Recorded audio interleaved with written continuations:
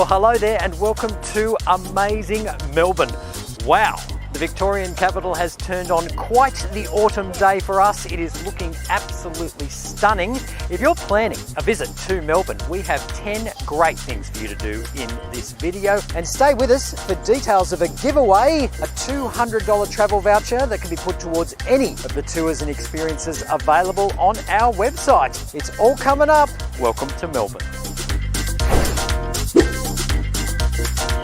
Basking beside Port Phillip Bay, close to the southernmost point of the Aussie mainland, this is without doubt one of the country's most dynamic travel destinations.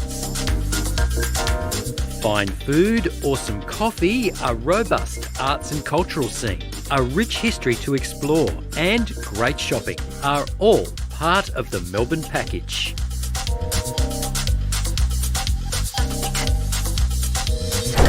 In this video, we'll circle the city on the number 35 tourist tram.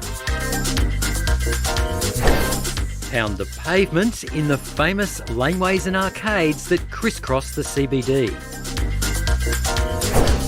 Get on the trail of rare books and bearded bushrangers at the State Library Victoria.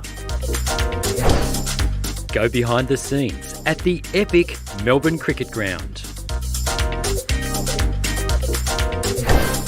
Buckle up for some serious outlet retail therapy. Feed our inner gourmet on the Foodie's Bucket List Tour. And much more. The clocks are ticking, so let's get this party started. But first, take a moment to subscribe to our YouTube channel for more amazing travel ideas.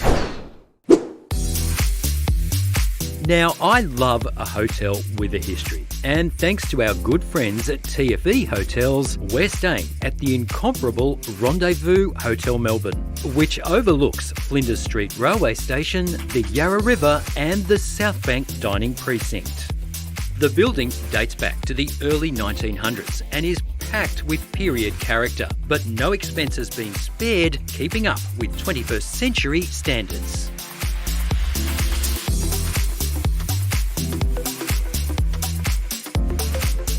In this hotel, it's not hard to travel back in time to the days of the Commercial Travellers Association, which constructed this former club for its members. It's one of the finest examples of Edwardian Baroque style in Melbourne and remains a bastion of exceptional hospitality.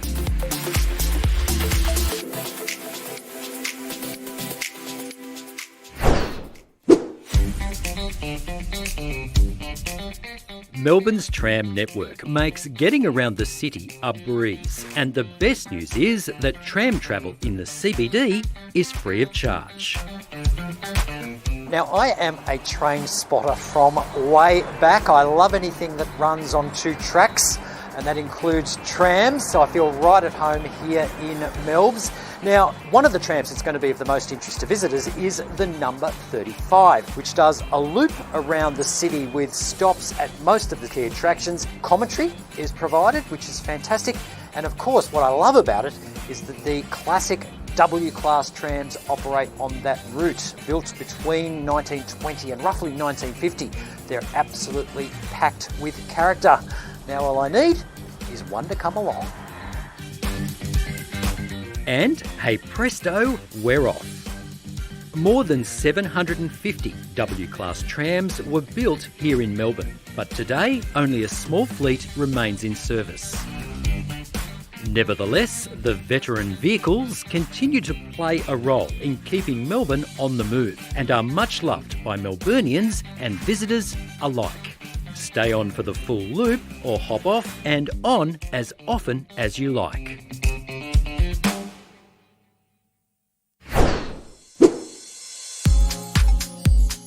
Melbourne's network of characterful laneways and arcades are home to popping street art, independent galleries, up-and-coming designers and cafes and eateries. So pull on your walking shoes and dive in. Just opposite Flinders Street Station, De Grave Street is lined with sidewalk cafes and restaurants and has a very European feel. Cross over Flinders Lane and head down one of the city's most popular and atmospheric laneways, Centre Place, which hosts an eclectic assortment of casual eateries. This is pure Melbourne. Continue on to Collins Street and dial up some 19th century glamour in the Block Arcade. Now, Melbourne loves its chocolate almost as much as its coffee, and these lanes and arcades are dotted with boutique chocolatiers. One of the most popular can be found in the charming Royal Arcade. We caught up with Amanda at Chocoholic Tours to find out more about this arcade and its sweetest store. The Royal Arcade is the oldest arcade in Melbourne. The architecture in here is absolutely beautiful and it's been around since the late 1800s. It was originally sold for 20 English pounds, which I think is amazing. It's obviously worth an awful lot more than that now. And of course, one of the beautiful things in the Royal Arcade is Cocoa Blacks, which is just behind us. And Cocoa Blacks is a Melbourne-based chocolate company. This particular store here is their flagship store. They've got 5 others across Melbourne. The thing that I love about this Cocoa Blacks, because it's the original one, it's got all of that beautiful European styling, all of the dark woods and all of the architecture inside, give it that lovely European feel.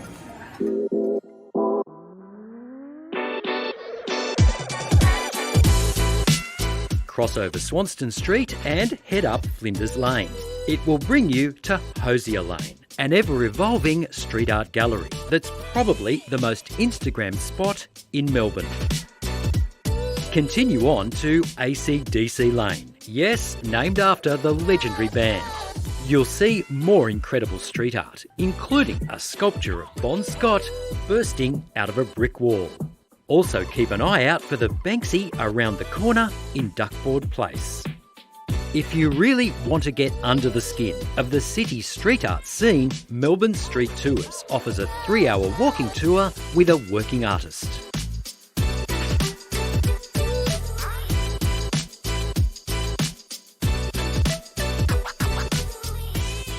Now, as you explore Melbourne's laneways and arcades, remember to look up from time to time because you're going to spot an amazing array of Art Deco architecture. Now, Melbourne built Art Deco from roughly 1929 through to 1935, so it's quite a short window, but it was coming off the back of the Great Depression. There was a renewed sense of optimism in the city, and one of the best loved examples today is the Manchester Unity building, and I know just the man to tell me all about it.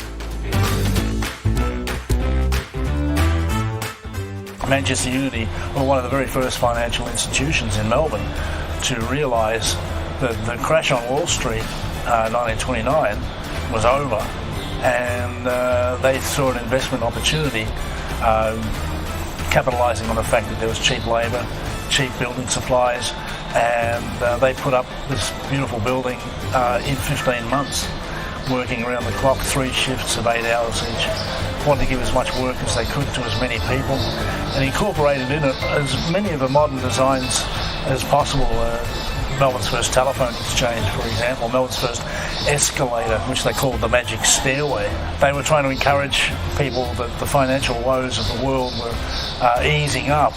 There are lovely friezes all around, showing people working. It was kind of a psychological thing, you know, get back to work, because they relied on people who were working, investing their money with them. It was the tallest building in Melbourne at the time it was constructed, and it hasn't lost any of its charm. Now, Melbourne offers visitors an almost unending list of museums and galleries to choose from.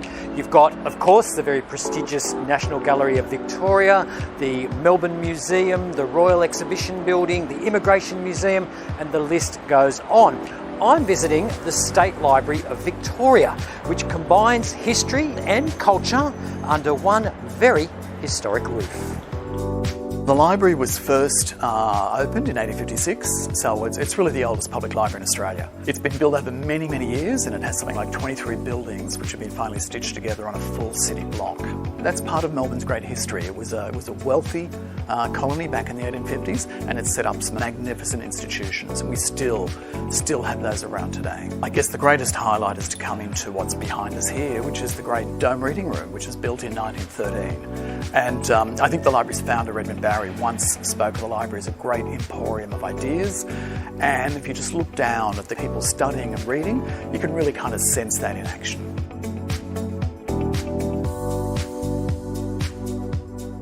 It's based on Bentham's panopticon, which was a kind of prison system, and it allowed the staff member who sat in the middle to turn and see every single reader at once. And that was back in the glorious days. There was someone still there to the 80s, and they would shh the reader if anyone made too much noise. Do you get a lot of shushing these days? No. For a first-time visitor to Melbourne, what sort of things can they do here? Well, one of the great things is just to wander through the building, the beautiful Ian Potter Queen's Hall, which was the original library in the 1850s. But my favourite is the World of the Book exhibition, which we're standing in now. And it's an ongoing permanent exhibition that we change every 12 months. And it has about 300 rare and kind of incredible kind of books on display, from medieval manuscripts right through to contemporary artist books. And it's always on, it's always here, and it's an absolute magnificent space to wander around and really kind of commune with these incredible books. Lots of tourists from all over the world come in just to see Ned's armour. And it's quite extraordinary to look at this piece of metal, this iconic piece of Australian history that tells 1,000 stories. Tell me about the children's area. Well, that's one of the new spaces, the Pauline Gandel Children's Quarter, and that's just a fabulous space. It's purpose-built for kids. It's a space where children come along with their families. It's a space they can enjoy, they can read books, but more importantly, they can learn.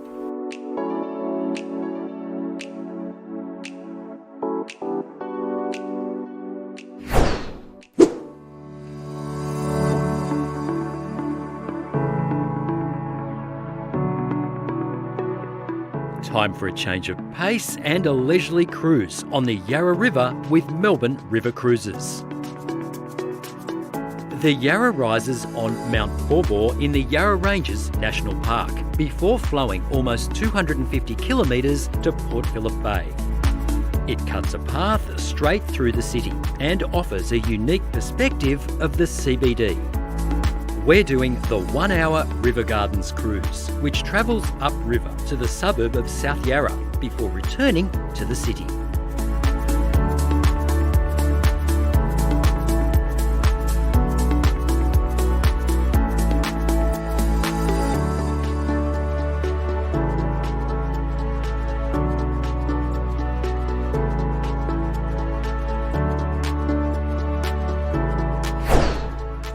Wow, the mighty Melbourne Cricket Ground.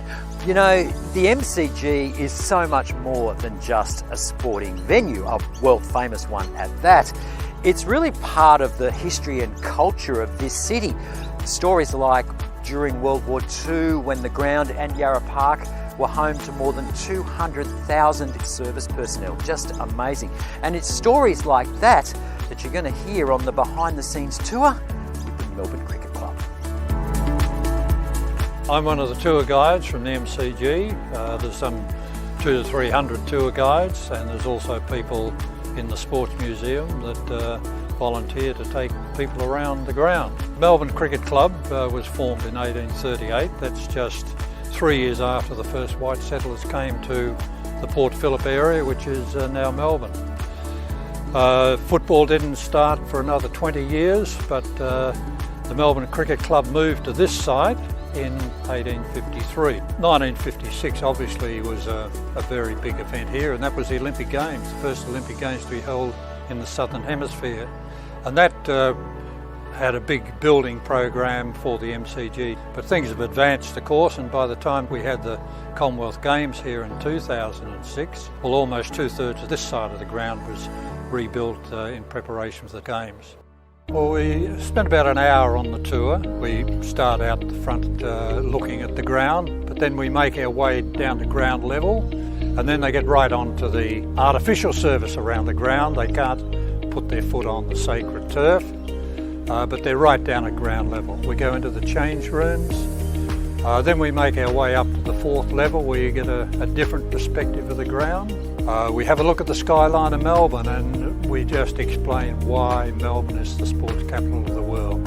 When we've got a stadium like this 15 minutes from the heart of the city, Marvel Stadium at the other end of town, about the same distance. We've got the tennis centre, we've got Amy Park, and it's just quite an impressive sight.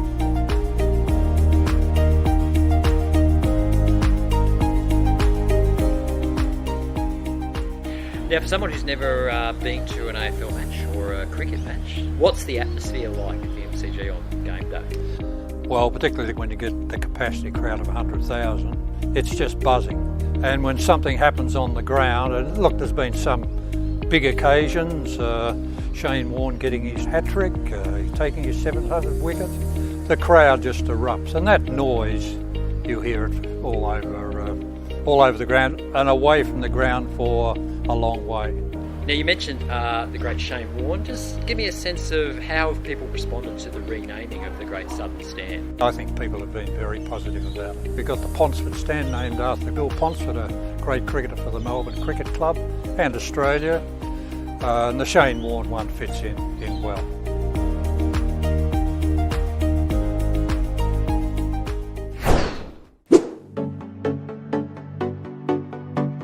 Having seen the city from ground level, it's time to get a bird's eye view.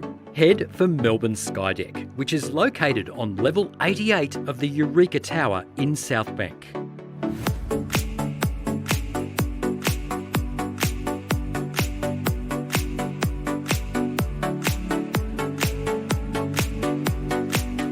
This is the highest observation deck in the Southern Hemisphere. And while the weather wasn't all that flash on the day of our visit, the views are nothing short of epic. It seems only fitting to toast the city far below with a beverage from Bar 88. And every cloudy day has a silver lining, a stunning sunset. Now, speaking of drinks with a view, Melbourne's rooftop bar scene is the talk of the town. One of the newest options can be found at the Quincy Hotel, and I've been invited to drop by before opening time for a sneak peek and a cheeky cocktail. The Melbourne rooftop bar scene is booming. You can expect some incredible bars that are always a little bit harder to find, and also really pushing their own kind of personality. Never shy away from any stairs. There's some of the best bars at the top of them, and as I said, you always get great views and different experiences. So the hotel itself is 29 levels, 241 rooms. The bar is on the 28th level. It's a bar that you do need to be buzzed up to, so it's a bit of a fun kind of style bar.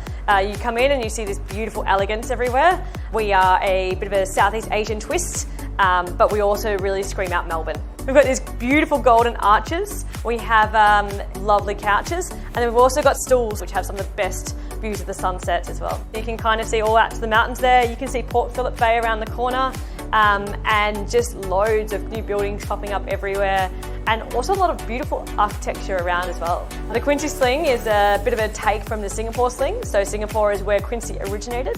We have gone a Melbourne twist with this one. We've gone Sour Cherry, a Melbourne Gin Company gin, along with some Don Benedictine, lime, pineapple, the orange bitters, and obviously garnished with some beautiful dehydrated pineapple and the maraschino cherries, which are to die for and need to be eaten once you've consumed the drink itself.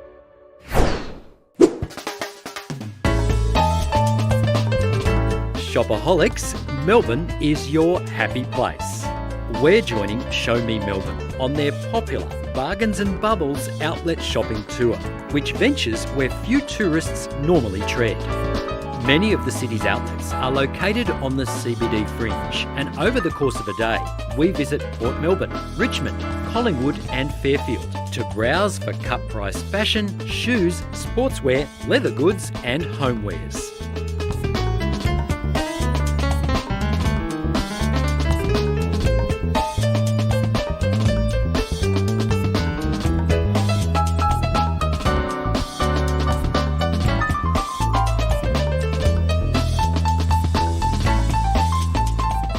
The bargains all taken care of, our included lunch delivers the bubbles. And that's followed by a chocolate stop and yet more shopping.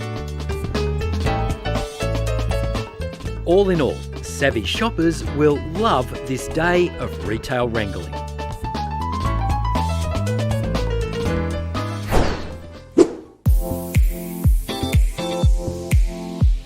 There's thought to be around 1,600 restaurants and cafes in Melbourne. That's a lot of choice when working out where to eat during your stay. This is Melbourne's Foodies Bucket List Tour. Takes away the guesswork, and we caught up with owner-operator Martina to find out more.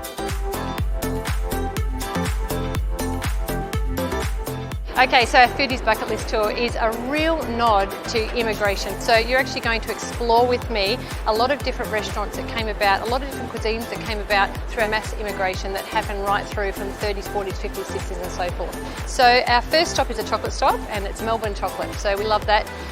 And I'll talk to you a little bit as we go through our tour, but with our chocolate stop, it's all about exploring chocolate, having chocolate, but what they actually do and how they pair it with Australian natives. So you're going to learn a little bit about that today. Our second stop is down Hosier Lane, and so we're actually stopping off at Movida next door. The chef restaurateur is Frank Camorra. So he actually was born in Spain. He came out here when he was 6 years old. After uni, he went travelling, met all his family in Cordova and Barcelona, and that's where his love and his passion for food came from. He actually opened up the first restaurant in a laneway. So in 2003, 2004, he opened up Movida Original. Then, shortly after, he opened up Movida next door. Now he's got another one in Burke Street and also in Lawn. Whilst there's two different restaurants, think about Pinchos food. There's some of that. There's a whole lot of tapas. Very unique in how he differentiates between the two of them as well. But Hosier Lane is pretty much him. He owns Hosier Lane. So we continue up Flinders Lane, and then we have the most amazing Asian fusion, which is at Lucy Lou. Now, when we talk about Asian fusion here in Melbourne, Asian fusion generally is made of about 7 different cuisines, but all our restaurants have a real lean towards one or the other, and it's all about where the chef actually spent most of his time, or the owner spent most of their time. So for Lucy Lou, for example, their lean is more Vietnamese. So whilst you've got a whole lot of Chinese going on, you've got a lot of different things going on, there is actually a real lean towards Vietnamese, which you're going to try today. Then we move up a little bit. We'll walk and weave our way through ACDC Lane. I'm going to talk to you a lot about some new restaurants that have actually popped up. Then we're going to continue across Collins Street and into Myers Place into San Telmo. So San Telmo is an Argentinian restaurant. The owners of San Telmo come from a group that own Pescuzzo, which is our Peruvian restaurant, and 2 other Argentinian restaurants that they have as well. But we love San Telmo. You love where it is. It's absolutely unique. This laneway is really, really special. Then, to finish off, one of my favourites is the Spring Street Cellar. Okay, this is Australia's first underground cheese maturation cellar, okay? And I'm going to talk to you later about why Melbourne was chosen to have this cellar here. So you're going to try some Australian cheese. So I hope you're hungry. You'll love it.